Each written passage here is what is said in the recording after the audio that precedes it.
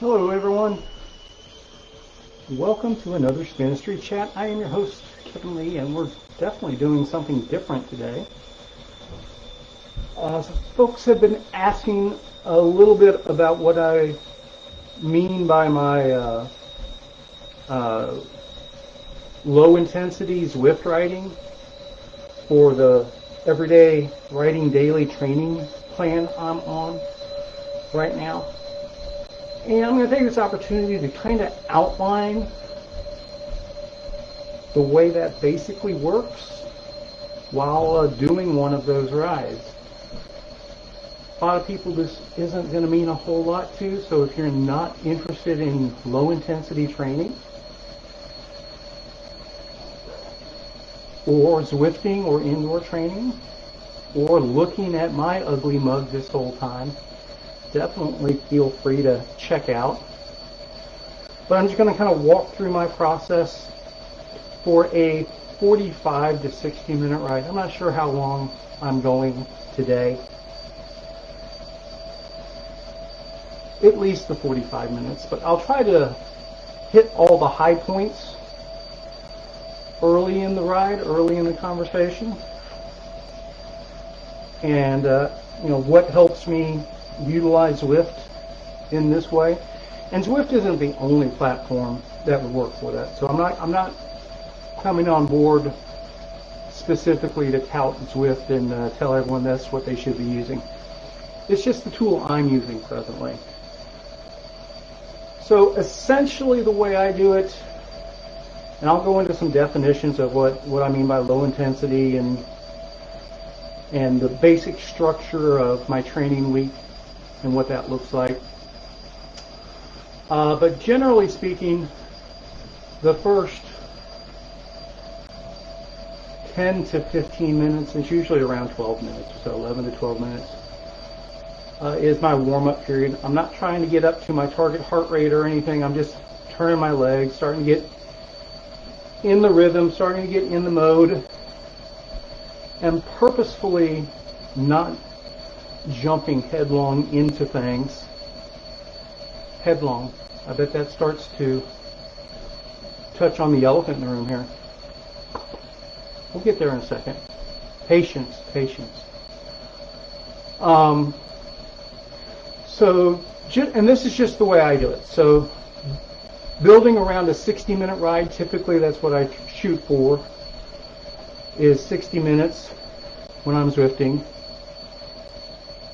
I'm trying to, I break it down into chunks to make it tolerable is not the right word, but help keep me engaged.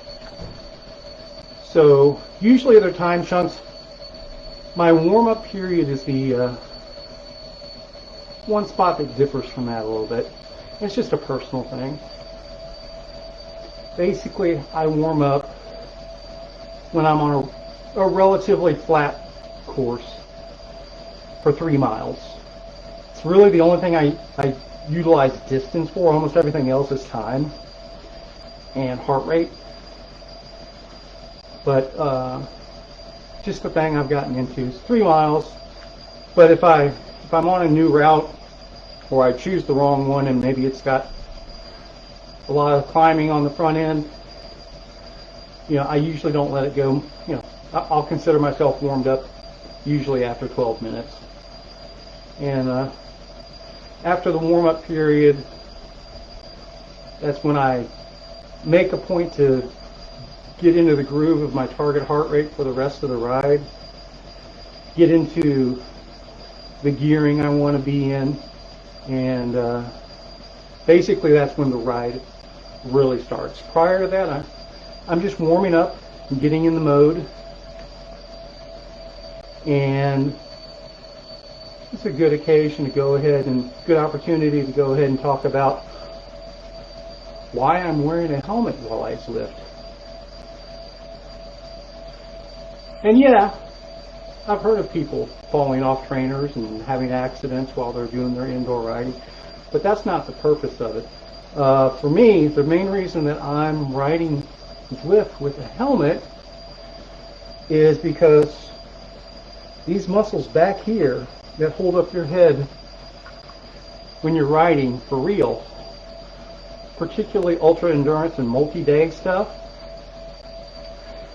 you need to get those muscles in shape as well. And if you do a lot of your training indoors and not wearing a helmet, if you go on an all-day ride with a helmet for the first time in a while, if that neck gets so tired that you can't hold your head up, that is one of the worst things in the world. It's hard to overcome. It's just training my neck muscles, working out my neck muscles for riding a bike. Not every indoor ride. I don't wear a helmet every indoor ride. Typically, if it's a higher intensity ride or something like that, I'll go ahead and not do the helmet. But usually if I'm doing a low intensity ride, or at least a couple, 3 rides each week, I'll put the helmet on and hopefully help work out those neck and back muscles for the real rides I get into down the road. Because that's what this whole program is about, is to get back in shape to do just about anything at any time. And I think I've made a lot of progress in that direction, but I mean, we're not to the goal line yet by any stretch of the imagination. So right now we're 6 minutes and 45 seconds into the ride. 1.8 miles, so not quite to our 3-mile warm-up threshold yet. So, probably around the 11 and a half minute mark we'll probably be there. I'm not recording the Zwift for this one. Maybe something we do in the future. But I'm doing the, I think they call it the Greater London Flat Route. It's like 7.5 miles and maybe 150 feet of climbing throughout it. And we'll dig a little deeper into it later in the recording here. At the moment, I'm doing mostly flat routes on Zwift, but since everything's heart rate targeted, it doesn't really matter. You can do flat or you can do climbs. As long as you're able to maintain your target heart rate, you just got to keep in mind that if you're going for low intensity stuff and you're on a route with some steeper climbs, with a smart trainer, it may be a little more difficult to manage the heart rate, particularly for a low intensity concept. So that's kind of why I lean towards right now the flat routes.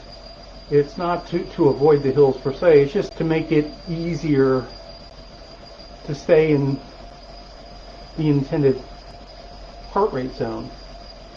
And what I'm going to be targeting on this ride, around 109, 110, 108 right now. I'm going to be shooting for trying to stay as close to 120 beats per minute as I can for the duration of the ride. And that's what I mean by a low intensity, the low intensity ride. 120 beats per minute, it's exercise, but I should be able to carry on a fairly normal conversation with y'all. Building up a little bit of a sweat. I'm actually kind of warmed up. This is a new shirt, so maybe it doesn't breathe as much. Sorry, getting messages left and right. But I'm just getting notifications on the watch. I'm not seeing the detail. But that will be one of the prompts we get into later in the ride. So when I do check my messages. So we're 2.5 miles. We're about a half mile from warm-up officially ending, and to be honest with you, I'm kind of looking forward to it at the moment. Man, bye. My messages are going bonkers here. We'll see what's up in about 20 minutes or so. But another thing in the mix, I talked about the helmet, but when I'm doing these hour-ish rides and shorter, and even on Zwift, even a few rides I've done that get up towards 90 minutes. Another thing I don't do, I don't wear a chamois or use chamois butter or anything like that, with the whole idea being just riding regular shorts to help build up that bum for the longer duration rides as well. That's so like for long rides, multi-day rides, rat type stuff. One of the two biggest things that get people are the tired shoulders and neck, that gets to people, and people wearing out their butts after 3 or 4 days of very long days in the saddle. So when people ask, what's the biggest thing you got to do to train up for something like the rat? You got to get your butt in shape. That's super critical. All right, so we just crossed the 3-mile threshold, and what I do at this point, my little engagement reward, this is when I turn on the fan. And man, I'm looking forward to it this time. With this new shirt, I'm a little warmer than usual. That's part of what I'm doing here is I'm trying out this shirt to see what it might be like for other rides. So hopefully with the fan on, it's not too noisy for y'all. And I also, now it's time to get the heart rate up to where we want to be. So we're at 108, 110. And basically I'm in small cog, small front ring. We're going to stay small cog. And I'm going to the big chain ring. I'm going to bring up the resistance some. And then just take my cadence to where I'm up around that 120 beats. So I'm 116, 117, 18, 19, 20.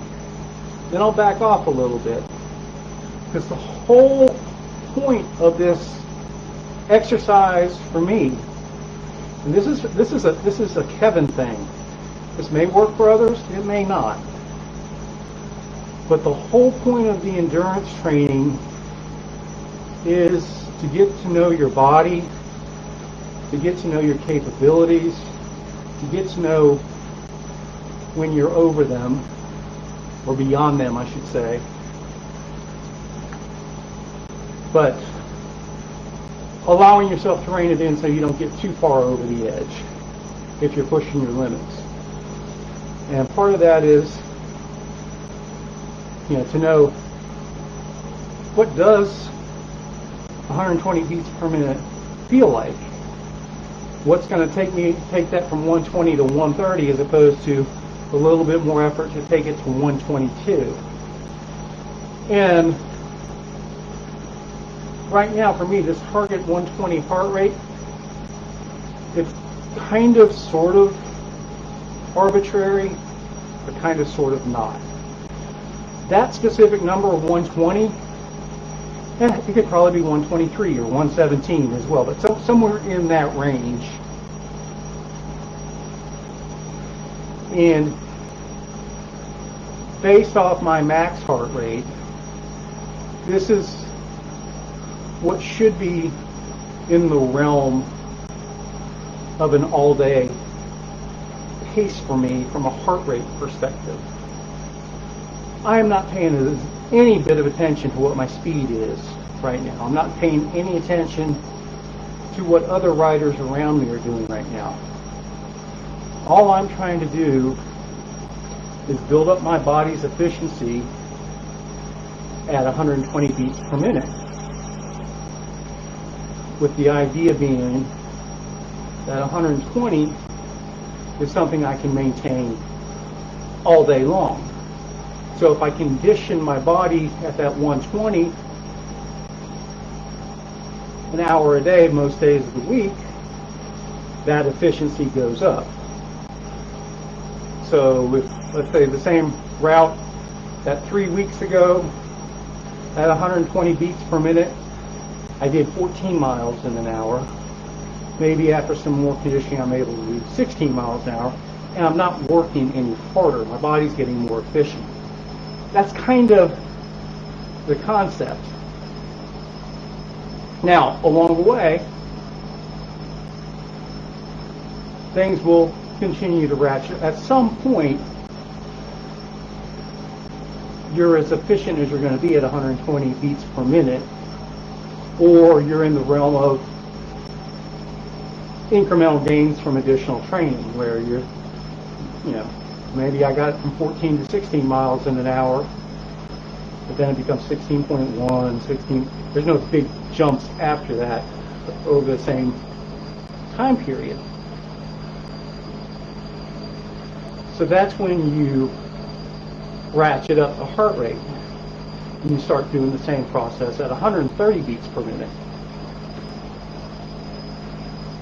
But you're not, that's the whole part of the training process. It's incremental gains, it's building slowly.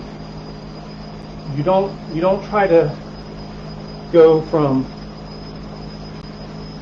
being a small ring 15 mile an hour rider to a big ring 20 mile an hour rider in 4 weeks. You just don't do that. That's when you're going to hurt yourself and you force yourself off the bike for an extended period. So the whole point of training, it doesn't get easier. Again, 120 beats per minute feels like 120 beats per minute. But the training allows you to accomplish more per hour at that 120 beats per minute over time. And that additional training over time builds up your overall fitness, where you can go up to that 130 beats a minute and start that process over. And that's where you start seeing gains in magnitude at that point. And that's kind of the general concept behind it. It doesn't get easier. Man, my phone's going nuts. The riding doesn't get easier. You just accomplish more with the same effort.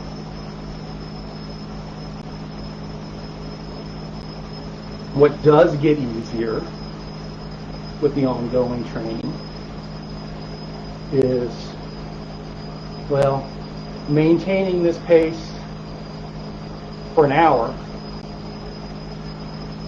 Maybe that's doable, but at an hour and 10 minutes when you first start out, it's like, whew, I'm done now. And then over time, it's like, okay, 90 minutes into that, no big deal. 2 hours into that, no big deal. 3 hours, hey, okay, I'm starting to feel that. And then it becomes 4 hours, 5 hours, 6 hours. That part of the training, that's like the big picture part of this program. That's why you ride a little bit every day. It's the repetitiveness of it. It's your body doing it one day and again the next day, rebuilding, recharging, overcoming tiredness here and there, sort of thing, but in a manageable environment. Not to where you're just wrecking yourself, to where you can't come back from it. So I'm talking a lot this time, so that does make it a bit tougher to keep the heart rate pace.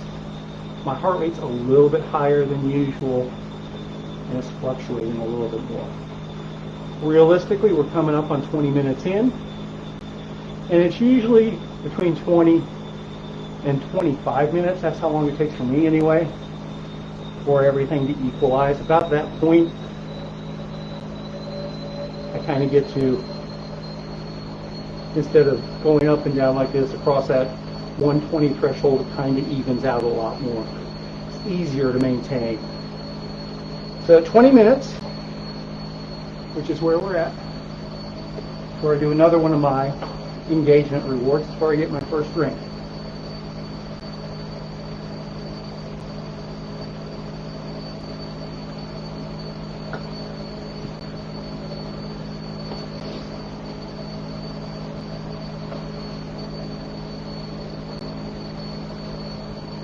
So I do that at 20 minutes and 40 minutes.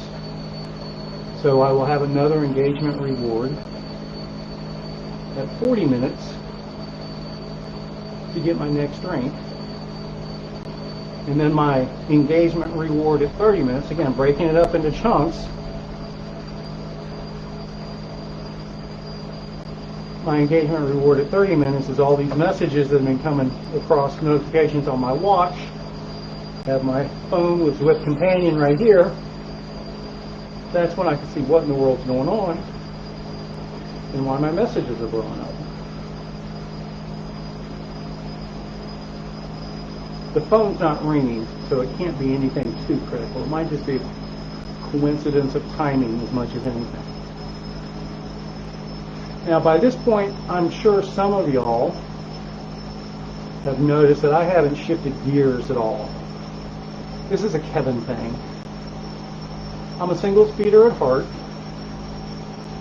hoping to be able to get back to being primarily a single speeder. There's other factors involved. Maybe that'll happen, maybe it won't. I'm a masher at heart. That's something I have to fight against. I'm never going to be 112 RPM cadence guy by any stretch. That's just not going to happen. I'm probably most comfortable in that 65 to 70 RPM range.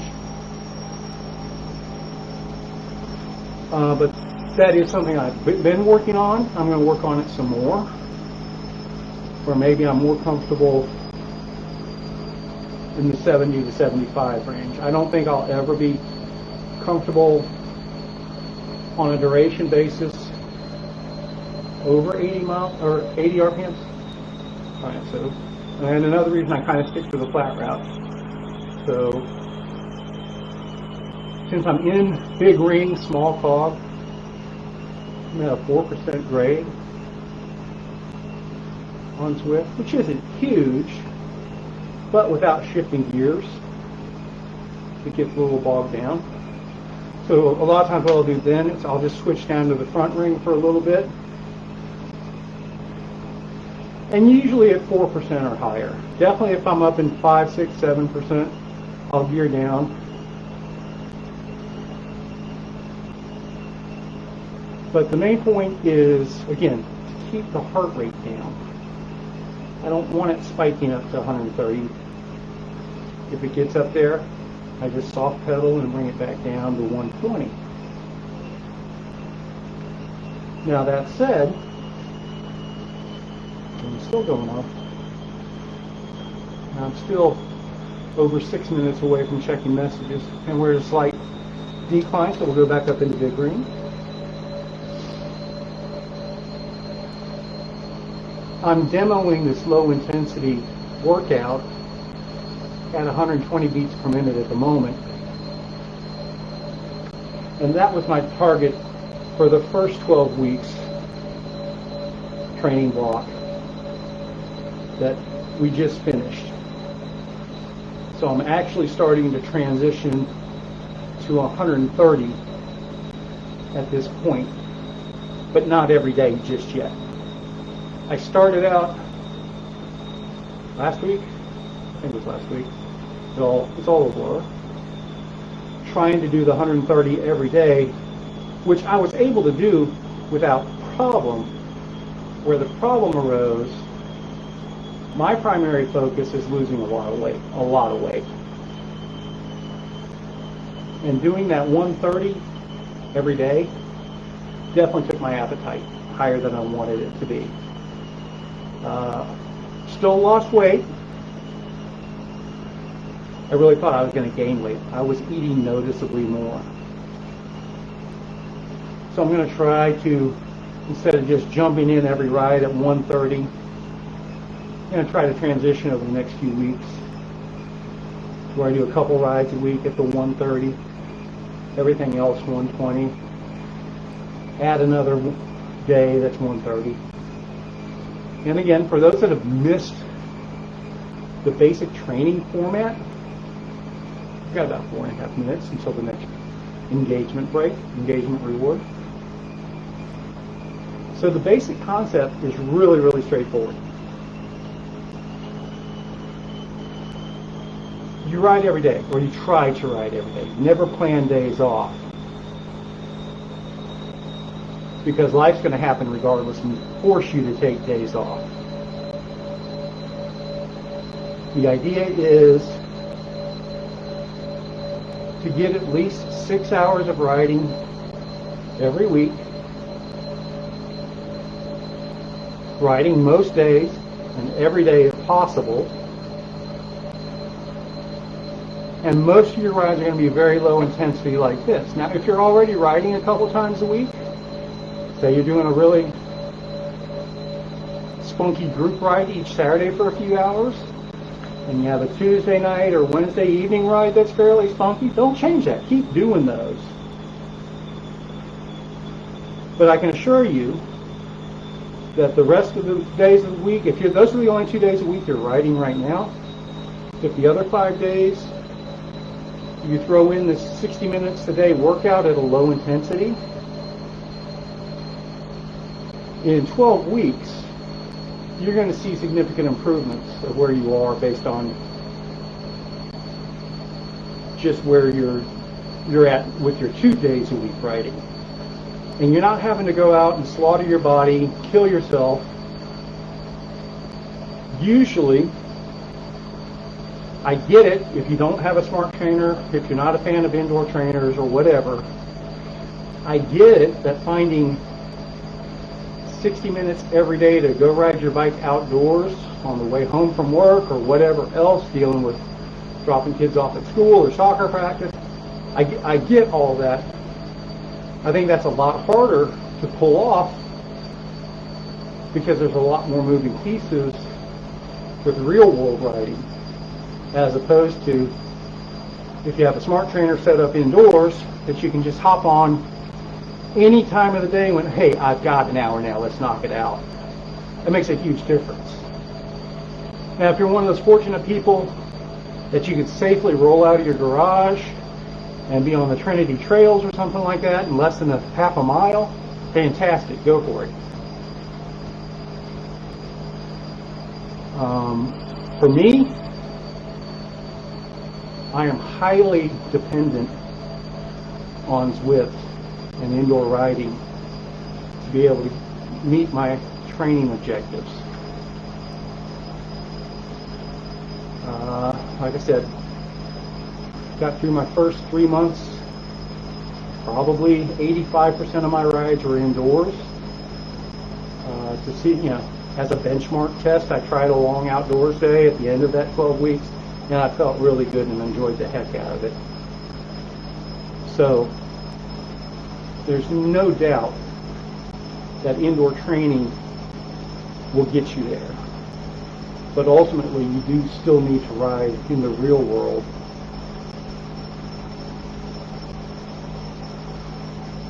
to do what we're talking about, to enjoy these adventures and things like that.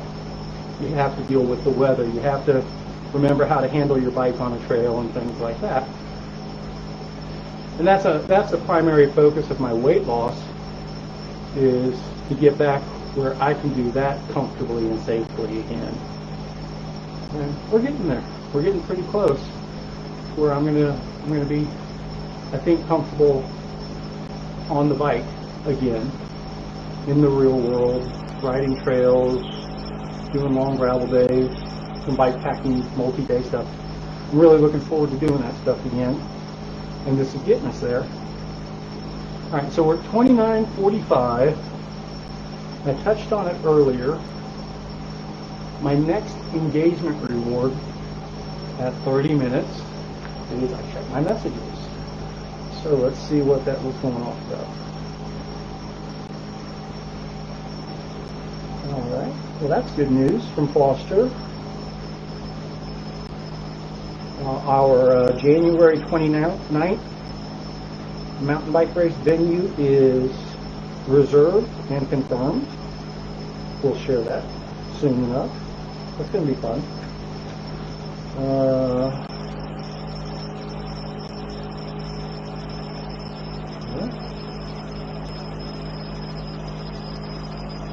I don't know what this is.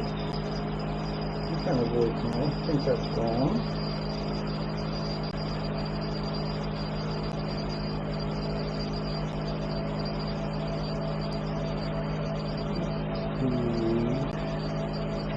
Some more stuff from Foster on that. Notification for people signing up for Knob Hill's Beaver Fever. Thank you. I'm not going to look at those individually at the moment. That's a bunch. Wow. Somebody must have said something on the interwebs. That was a nice little flurry of sign-ups for Beaver Fever. Thank you all for that.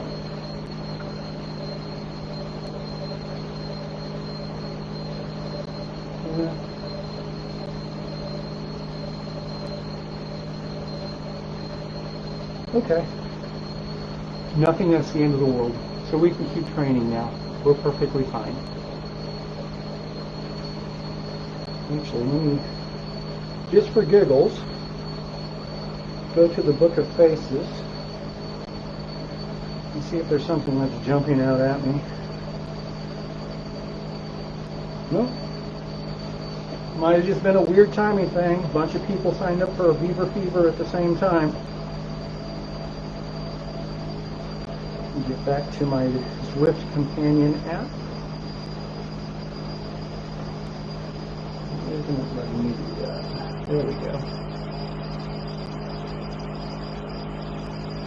And there's no doubt that the fan helps tremendously.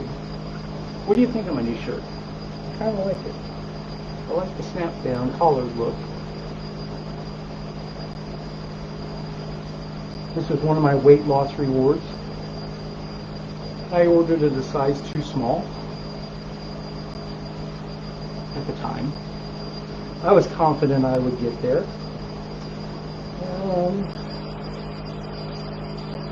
Still a tad snug across the back and shoulders. Everything else feels pretty good. I have to take it out tomorrow for a real world ride.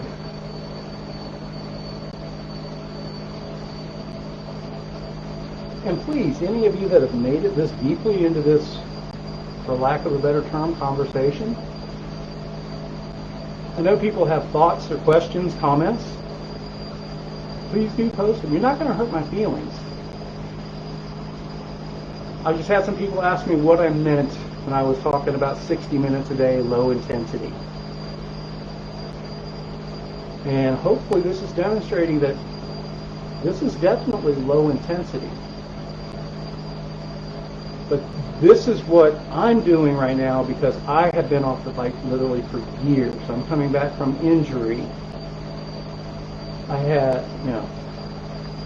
I'm at the point of, I've lost well over 40 pounds now. Started at 275.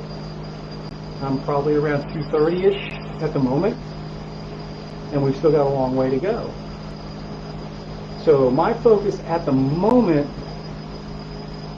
isn't to be the strongest rider I can be right now. It's to get in a position to be the strongest rider I can be down the road. And I've been through this before at certain levels, not to the extreme this one is. Not even close to what this one is. But I've been through this before, and I know some of the hurdles I've created for myself previously that I'm going to avoid this time. And pushing too hard too soon, for me, that's the biggest thing. Because I've got strong lungs. I've got strong legs. When I start writing, I don't have to get too far into writing again before I feel pretty darn spunky. And I can keep up with people I shouldn't really be trying to keep up with, sort of thing. Or pushing myself to do things I really shouldn't be doing yet. So I'm doing this on a very structured basis to force myself into some self-discipline so that I don't injure myself, so I don't hurt myself like I've done in the past. The whole point is to be able to ride my bike all the time and enjoy the heck out of that. And if you tweak a muscle that makes you stay off the bike for an extended period of time, or create a bursitis or a tendonitis or whatever else, so many other things that can come into the mix, gradually building up your body. And gradually isn't that terribly gradually. It's not like it takes years and years. It just takes steady application, steady progression. It's all about the progression. A little bit here, a little bit there. For me, I have to do it on a managed basis because I want to get out there on camera. I want to get out there and big ring it and stand up and mash. I like to be the guy at the front of the line that's pulling in everybody. And there's a lot of masters, so people like me to pull them. But those aren't really the good things that are best for my body, at least not yet.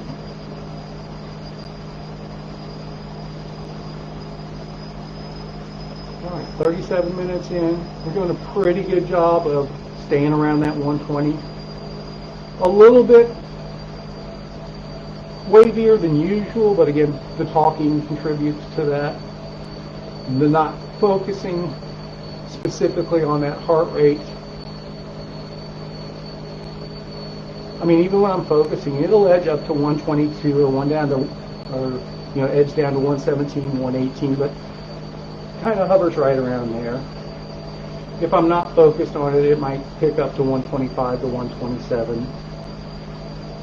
And if I'm not focusing, it never goes down below to 120.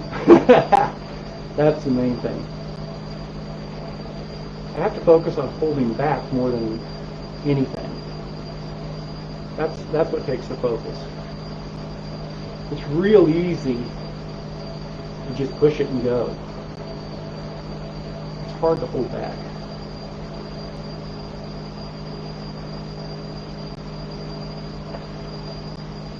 .38 minutes in. Next engagement reward will be a sip of water at 40 minutes.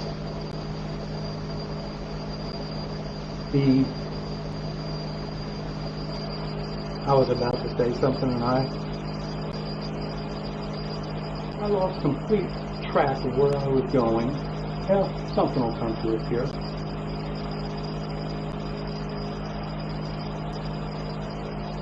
And I don't think I've touched on in this conversation. I know I have in some of the previous videos in talking about how the program's supposed to work. So the basic tenet is this. Whatever your heart rate, again, I'm targeting 120 for the first 12-week block.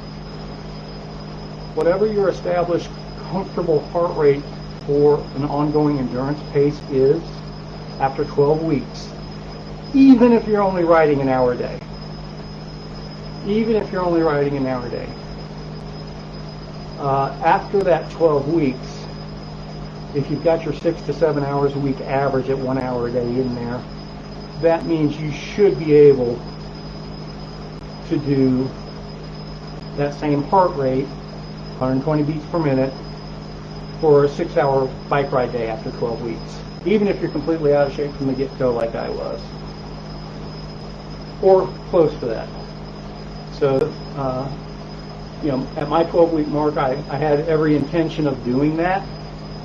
It turned into a 4-hour ride day, but again, life happens, stuff happens.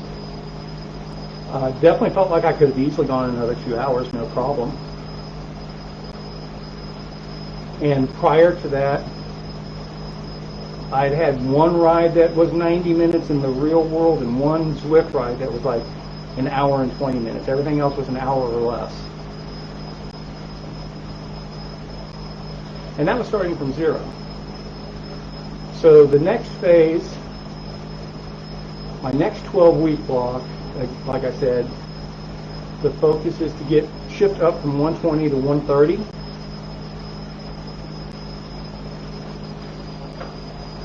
And I'm kind of looking at doing that for the first 3 weeks of the 12 weeks.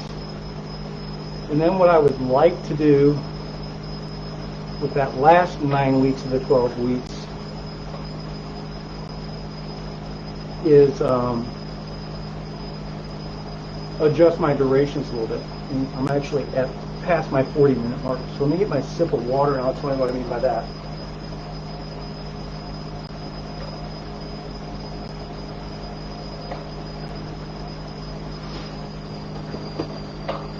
So the idea is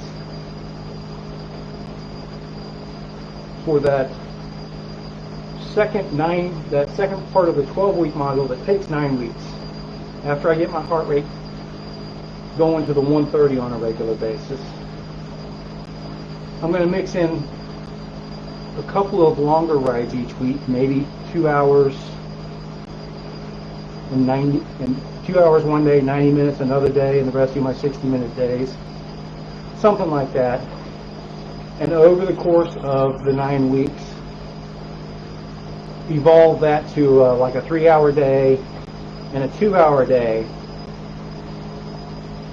which gives me 5 hours a week right there, and then have a 60-minute day in there. So I'm still maintaining the total 6 hours a week for that second 12-week block.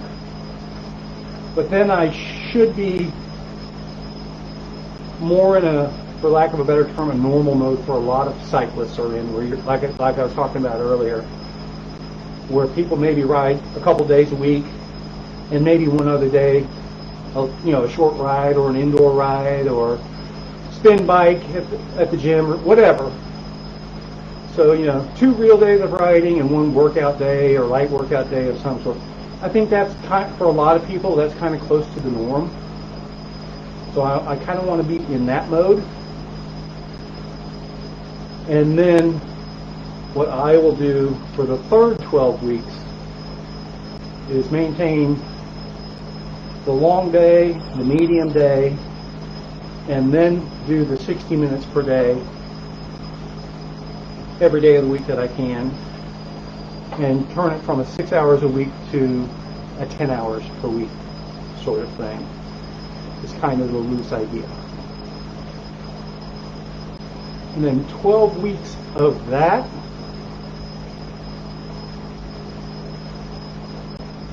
knock on wood, assuming everything goes smoothly, I don't hurt myself. After that third 12-week period, so basically 3/4 of a year total, the idea is I should be at the conditioning level I want to be at for an ongoing basis, to essentially go out and do anything I want to from a ride or adventure standpoint. Now, that's not race training. I'm not training to be a racer. If your goal is to be a racer that finishes on the podium, nothing wrong with that, but that's not the focus of this type of training. Now, can you start with this sort of training and get your body to a really good fitness level, and you see that you're maybe you're not at the top of the field in some longer races, but you're in front of mid-pack glory by a little bit? That can position you to really take it up a notch on the race training side, if that's a direction you think you might want to go. But if you're focused from the get-go is racing, to be the fastest racer you can be right now, you definitely need to find some race-specific coaching and training, because there's lots of good folks that do that. But I am definitely not the one to tell anyone how to race a bicycle. I can tell you how not to race a bicycle. I'm really good at not racing bicycles. 45 minutes in, 11.6 miles.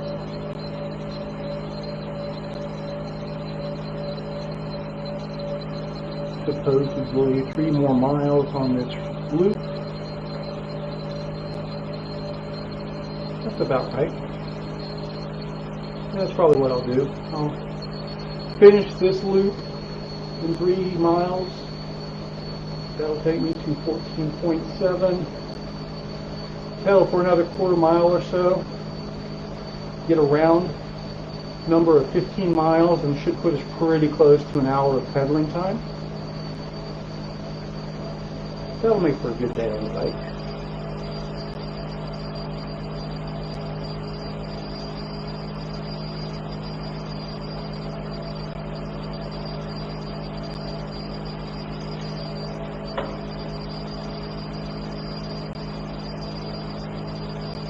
So I said my engagement rewards, 3 miles, 12-ish minutes, turn on the fans, and pursue target heart rate from that point. 20 minutes, I take my first sip of water. 30 minutes, I check messages. 40 minutes, my second sip of water. And 50 minutes, if I'm a little bored and just trying to finish the ride, I might check my messages again in 50 minutes. Sometimes I'm feeling kind of spunky around that 50-minute mark. So not often, every once in a while, I may take that 45-minute to 55-minute zone, and if a group comes along at maybe a little bit higher pace than what I'm doing, maybe I'll jump in with them for 5 or 10 minutes just to spice it up a little bit. I only do that maybe once a week right now. But if you've never done Zwift, and you're in okay shape right now, I can assure you that hopping in on those formatted group rides and group races on Zwift, they will give you a workout. There is no doubt about it. And it is not boring. It may be frustrating. It can be frustrating. Make no mistake, but that's just the competitive nature of most stuff out there. Now, what I'm hoping to do, I'm starting to put together some pieces for this. What we might do is some Club Spinistry private group workouts. Not aimed at racing, more along the lines of what I'm doing here on this ride. We may set it up so that if other people want to tag along for one of these 60-minute low-intensity rides, I'm thinking we might schedule some Club Spinistry stuff to do that. And let me know if that's something that might interest you. I've got a couple ideas how to make it work. I mean, I know how to make private group rides with specific workouts work.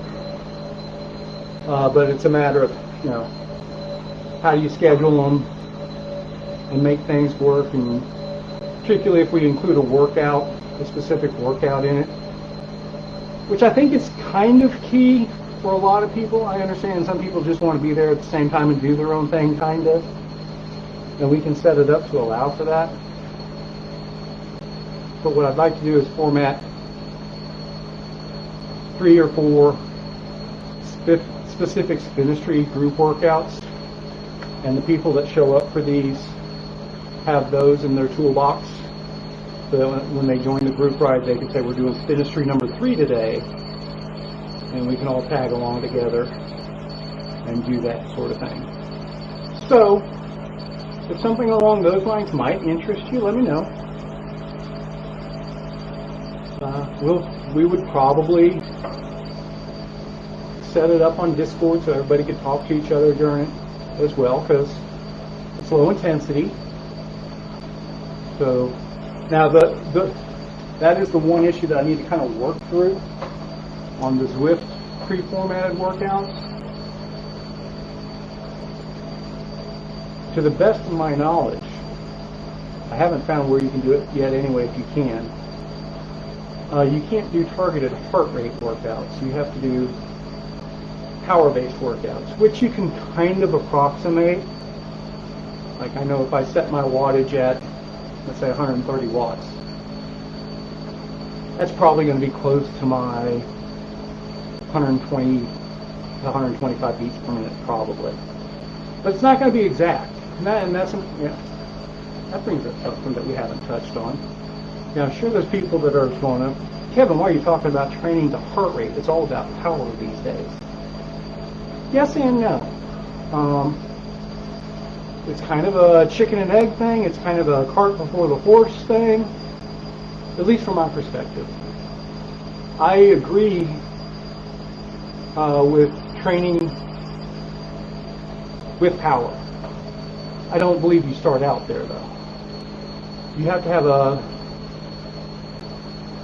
core heart rate fitness level that allows you to then, here we go, no, we went back down to 2%. That allows you to then fine-tune that by training with power. So once you get that core fitness level of 130 beats per minute, let's say, where you're dialed in and you can ride 130 beats per minute all day, every day.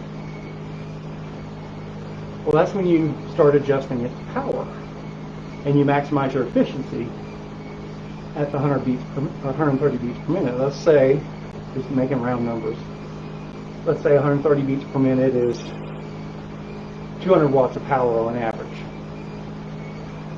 Because there's going to be variation there. They don't go exactly parallel, but there's a lot, there's a lot of similarity there.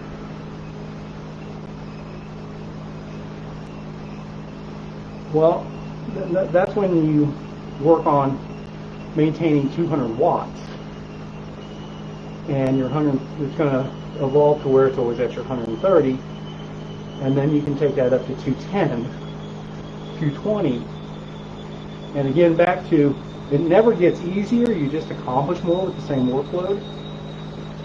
Over time, your 130 beats per minute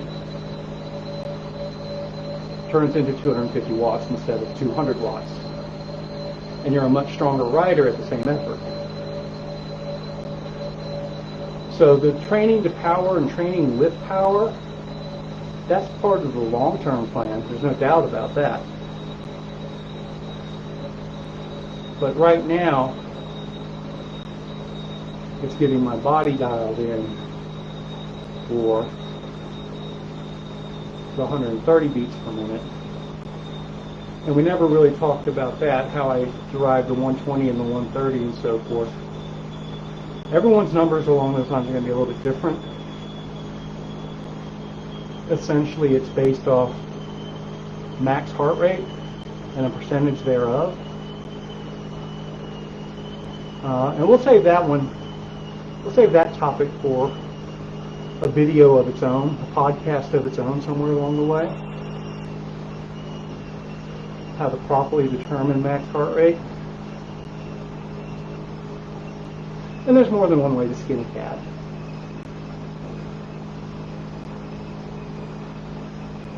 And the next step beyond that, and it's probably what I need to do fairly soon. I hate them though. I'm overdue for an FTP test.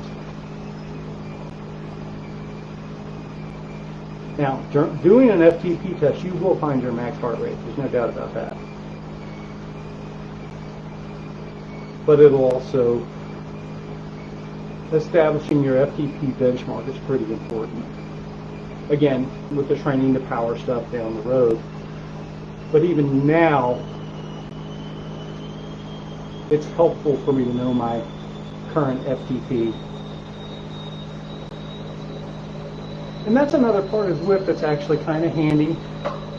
If you hop in on those group rides, group races, it's not 100% accurate, but for most people, it's close enough.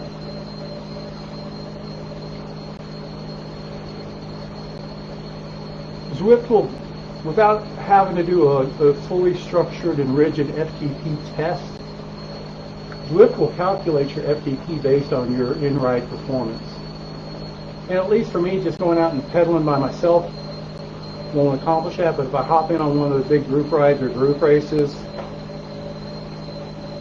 I'll spend enough time at threshold to find out what my approximate current FTP is.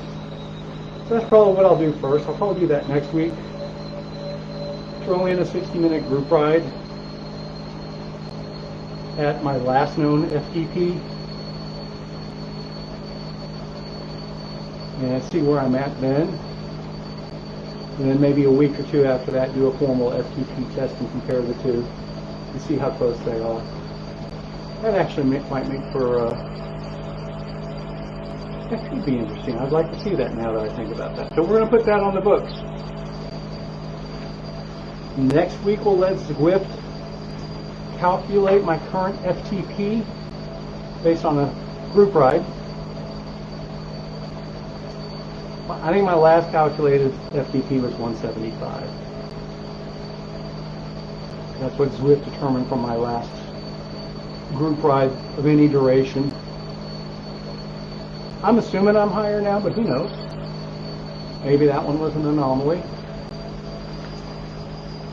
So we'll do that next week, find out what Zwift calculates as the current FTP based on a group ride. And then the week after that, we'll do a formal ramp test or something like that.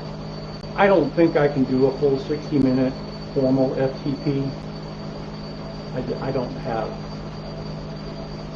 the patience for that. But I could do a ramp test, at least see how close that is to what Zwift calculates in the group ride. And I'd be pleased as punch if it just ends up where the calculations from the group ride are really all you need to work with for the majority of us.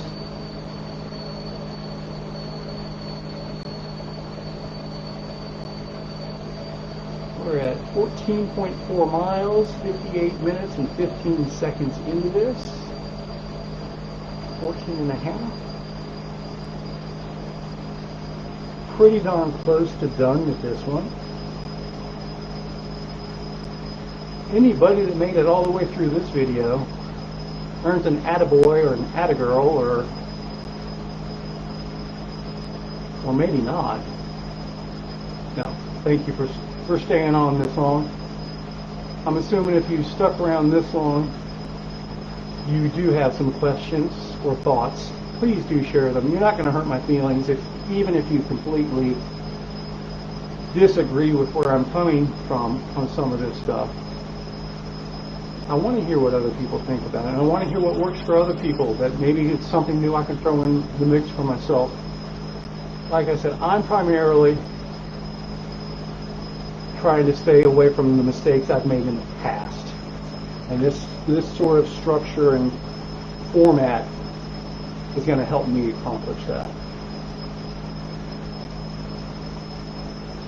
Well, we're going to time this just about right. We're at 59.5 minutes. Just got to 14.9 miles, going 20 miles per hour at 122 heart rate. So we will hit 15 miles just before 60 minutes. There's 15 miles, 10 seconds to go. start soft pedaling and cooling down now. Thank y'all for following along, and I look forward to the feedback that y'all share with us. This was actually kind of fun. That helped that 60 minutes go by quickly for me. We'll chat again soon. Spinistry out.